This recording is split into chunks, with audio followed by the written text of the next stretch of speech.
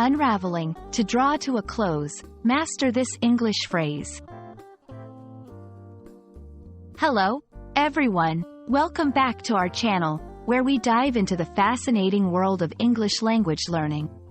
Today, we're going to explore a very interesting phrase that you might have heard or read somewhere. To draw to a close.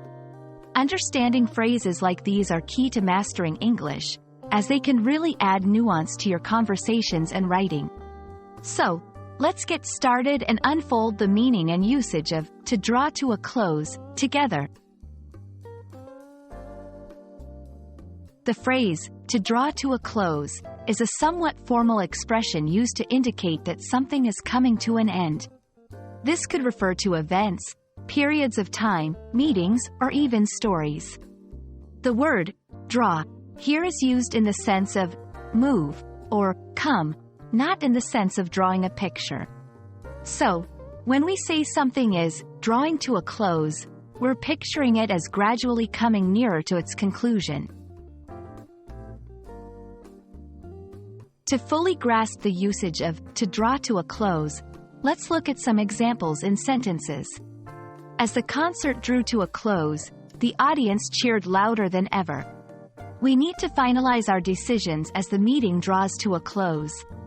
With the summer drawing to a close, she started to prepare for the fall semester. These examples show how the phrase can be used in different contexts, always with the idea of something nearing its end.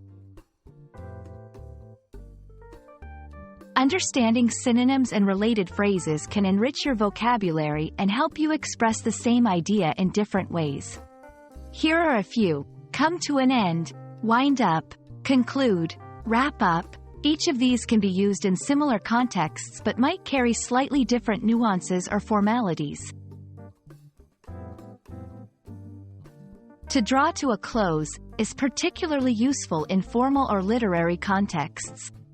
It's a great phrase to use when you want to add a bit of gravity or significance to the ending of something.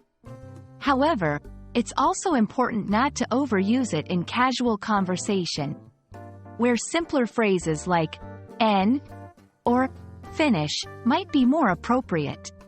Here are a few tips on using it effectively. Use it to convey a sense of gradual ending. Pair it with reflections or summaries of what has occurred. It's perfect for speeches, formal writings, and storytelling. We hope this exploration of the phrase, to draw to a close, has been enlightening and will help you add depth to your English usage. Remember, mastering a language is all about understanding the nuances of its phrases and expressions. Don't hesitate to incorporate to draw to a close into your spoken and written English where it fits. Thanks for watching, and we hope to see you in our next video. Keep practicing, and you'll continue to improve every day.